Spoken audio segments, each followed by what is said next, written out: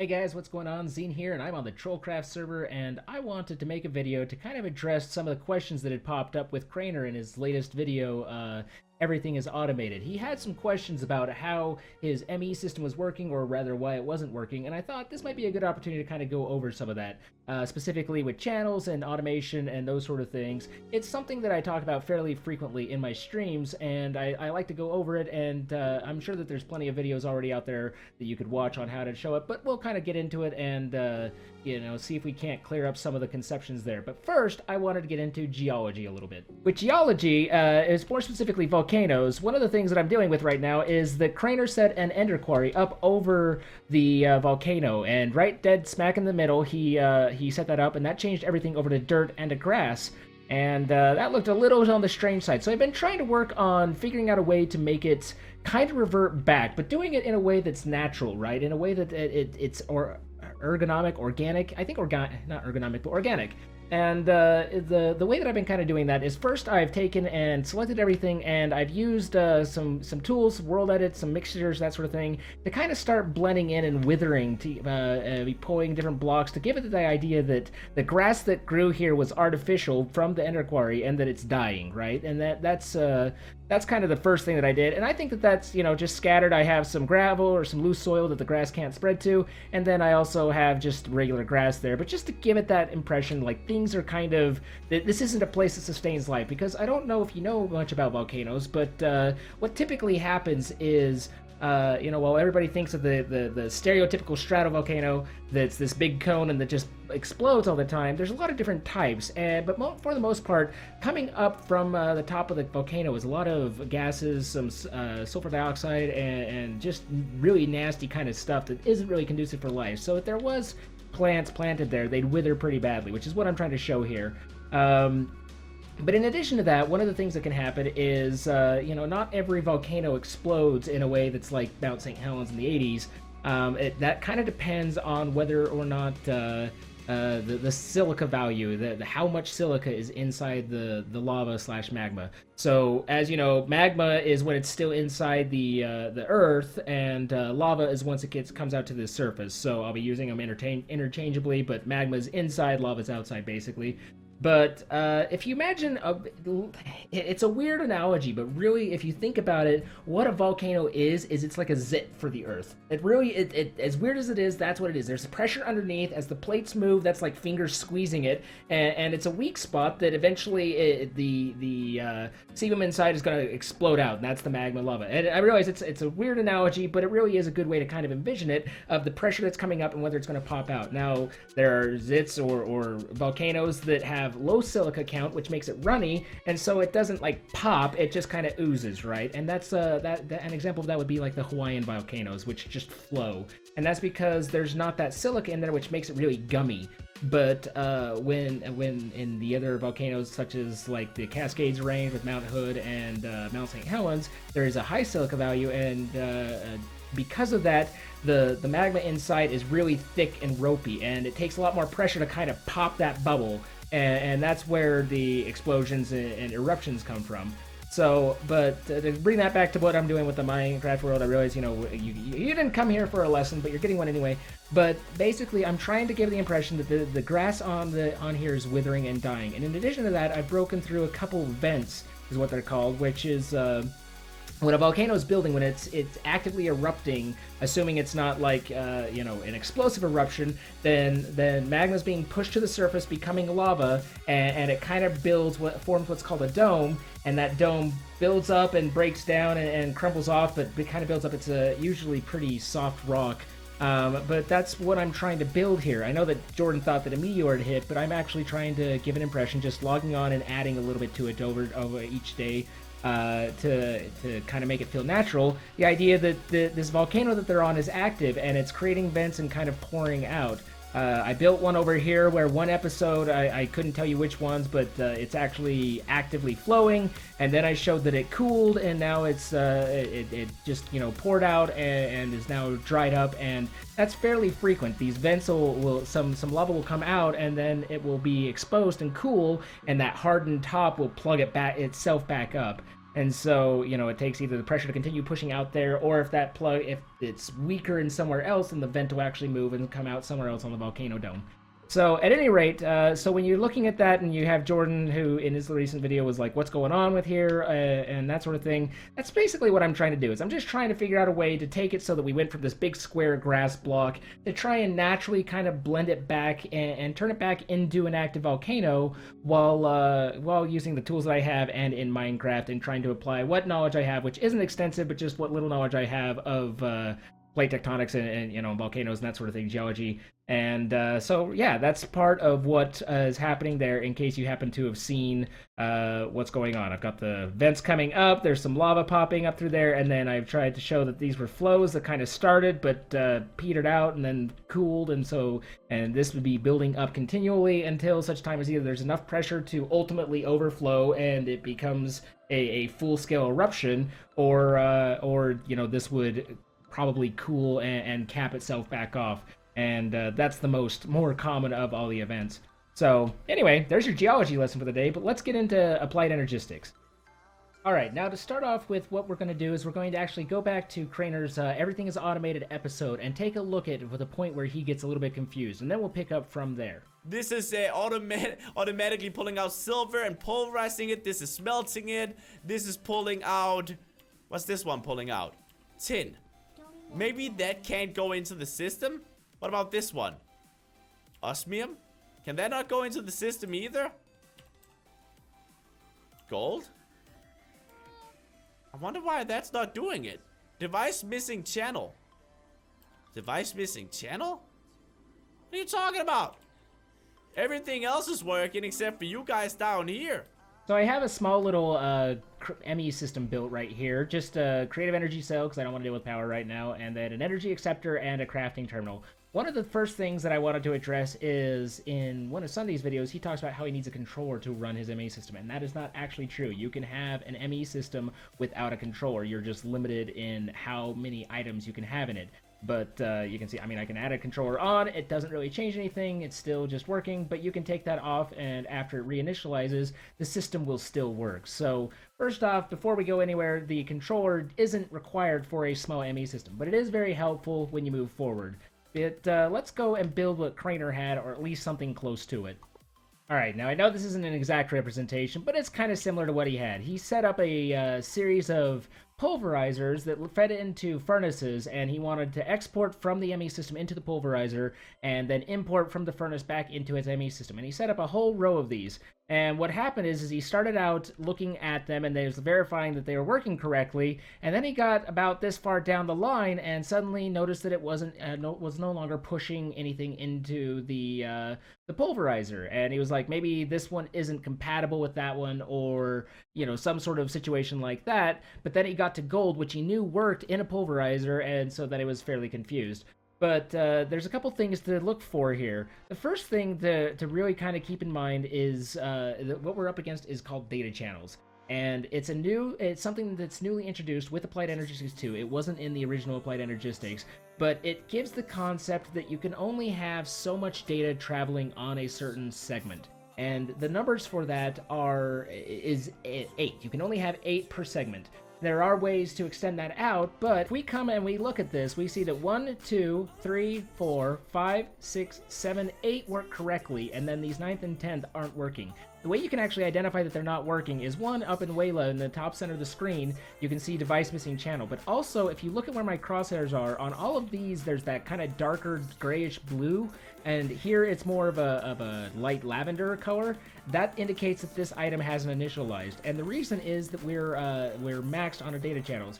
In Applied Energistics 2, there, in addition to the regular Fluix cable, you can actually get a smart cable, and that uses lights to show you how many data channels are on here. So if I remove all of the cabling here, and we kind of start fresh, then I change out this very last piece to be a smart cable, then we're going to see some interesting results. So this is smart cable, and right there is the black bar. This is showing that there are no channels. When I add one in, you'll see a little line added to it.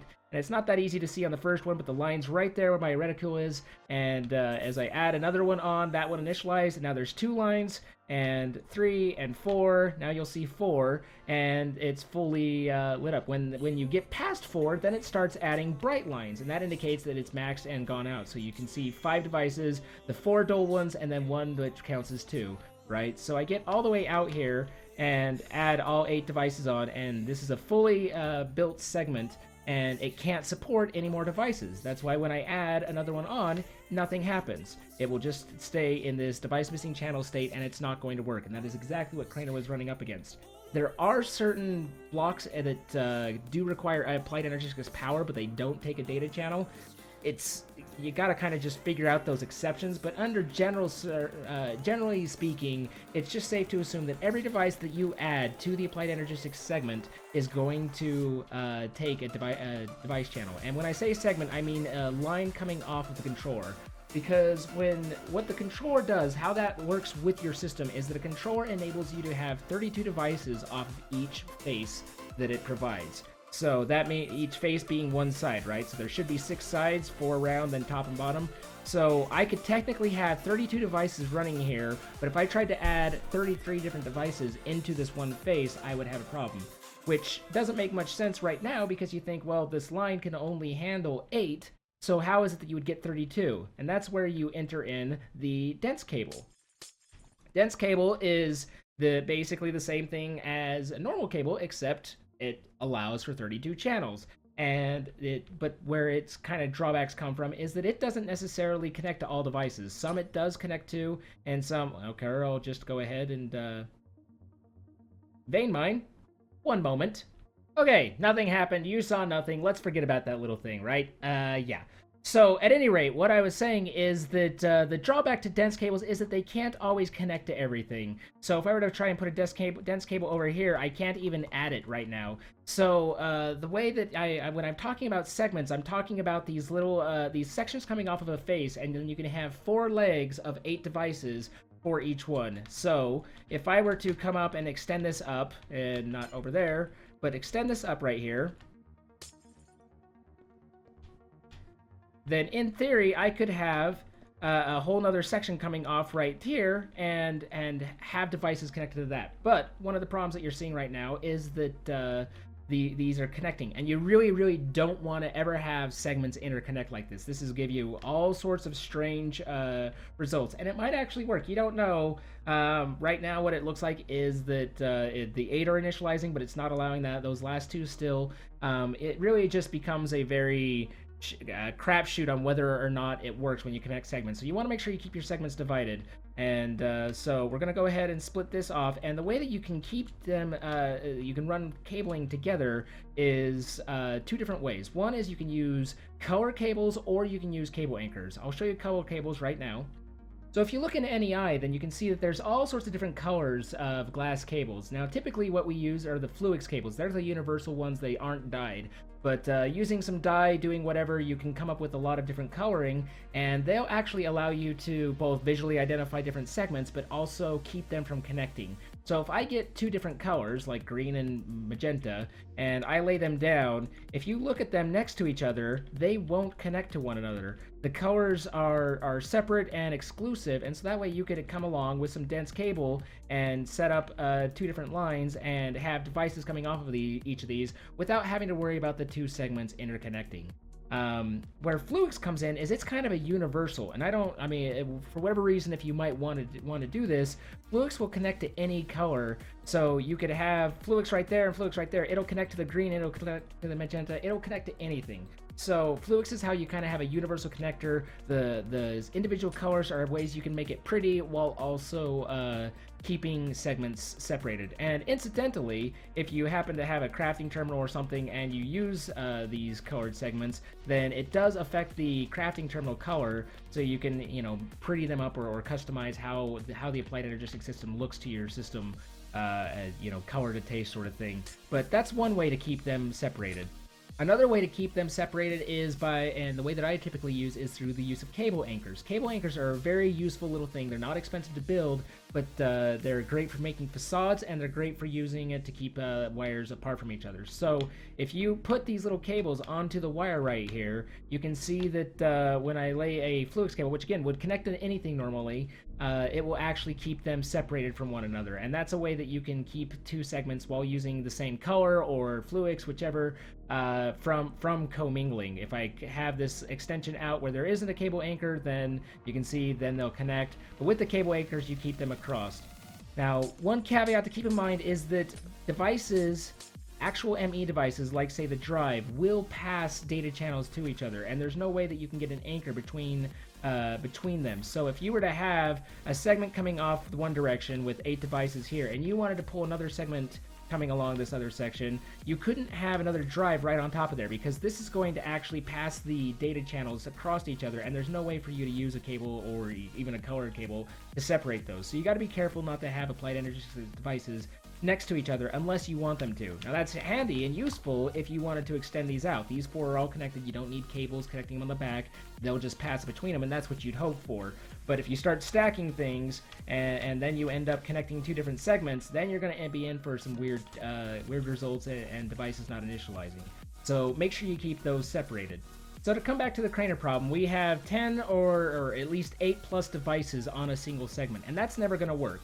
So if we take our cable anchor and we bring it down and put it across the tops of all these, that way we can set up a separate segment that will allow these channels to connect. And right here's the separation. So I'm going to grab my crescent hammer and break that, and also put a cable anchor right here. And then what I could actually do is I could take the Fluix cable, put it down there, and then run a second line down along here. And you can see through the cable anchors, they're not connecting. And once it gets to this dense cable, because that'll allow 32 devices, that will connect in, and these last few will initialize. That's one way to go about it. Again, you could also just use colored cables if you don't want to use the cable anchors. Either way, but basically you just need to keep only 8 devices on a regular segment, which is not using the dense cable. Dense cable you need to limit to 32 devices or less. There are different tricks and shenanigans and things that you can do to get around this peer-to-peer tunneling, and then also connecting two ME systems together. I don't really want to get into those right now, but they are options as you get kind of more advanced into it.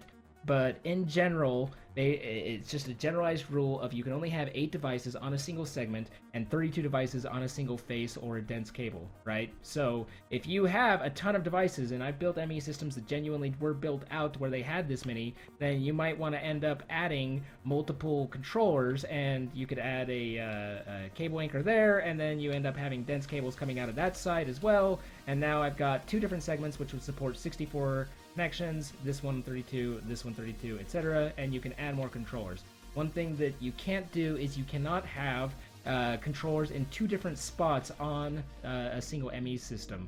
So you can see they stopped blinking, they went into this broken state, and none of the system will work while I have that connected. Take that out, and all of a sudden everything's back and working properly again. So you can build out your controller as an individual unit, but you can't have multiple controllers on a single section. So, but the better way, the much simpler way than what Crainer was trying to do is he was trying to set up, the whole point of what he was trying to do is to have his ore automatically process. When ore went into his system, he would configure it so that that ore would automatically be taken out of his system and placed through the pulverizer and into the redstone furnace. So let's clear out some of this noise. Alright, so we've cleared out all this extra stuff that we don't need, and now we're down to just a single pulverizer, a single redstone furnace. And I connected it up to there, no big deal. But one of the things that Crainer was doing is he was looking in the export bus, and he was seeing that there's only one spot that could really be exported, right? So he'd come over and he'd find himself an ore, and he'd get that in his inventory, and he would set it up so that that would export right there. And that should start seeing, I don't have power to these, but you should start seeing iron ore export slowly into this exactly like you'd expect, right? And then he built another pulverizer and another redstone furnace for his next ore, which for example, were gold. And, you know, he had one for each ore, but that's very, very, very inefficient. What there are is along here, he was using acceleration cards to speed up the export, but there's actually something called a capacity card. And when you add a capacity card into here, it opens up 4 more slots that you can add to the export bus. So I could actually put the gold there, and now once it finishes exporting one, it'll start exporting the next one. And you can add a second capacity card to unlock all 9 slots, so that instead of needing 9 different pulverizers and redstone furnaces, you can have one single one that handles 9 different ores. Now, there are more than 9 ores, so you might end up with multiple pulverizers and furnaces, but you're certainly running them at 9 times per instead of 1 times per, so it's a significant savings. So really, that's the kind of thing, those are what was mixing him up, and what he was getting confused about is, 1, he had extended the too many data channels, and 2, he was not using capacity cards to get the most out of each export bus. And the other thing, in addition to just the sheer cost of building all those extra machines, resource-wise, which he doesn't really have to worry about, is the fact that he then had to worry about the channels and all of those going on. So he's worked, and we've kind of talked to him, and he worked with Kehaan, and figured it out, and now he knows what's going on, and he's reworked the system to where it's now working correctly. And as you can see, he has far fewer. He still has quite a number, but he has far fewer than he had built out. The other last piece that he's using here are these facades, and I actually set these up for him, but how facades work are that you can come over to any crafting terminal, and using these cable anchors, you can use almost any block. I don't know that it's every block, but dang near any block, and surround it with cable anchors, and you'll get yourself a facade. So let me give myself, I just need 2 more cable anchors, there we go. And if I'm going to build this here, I'll take like his concrete and put it in to the center, and then I surround, and again, you can use almost any solid block here and put 4 cable anchors around it, and you'll get 4 cable facades. And these facades attach to the side of a device, or excuse me, of a cable. So I can add a facade there, and now it looks like it's actually a cement block, and you can build a wall and hide your cables while still having access to them. And you can put them on the top, you can put them around, you can really enclose them however you want.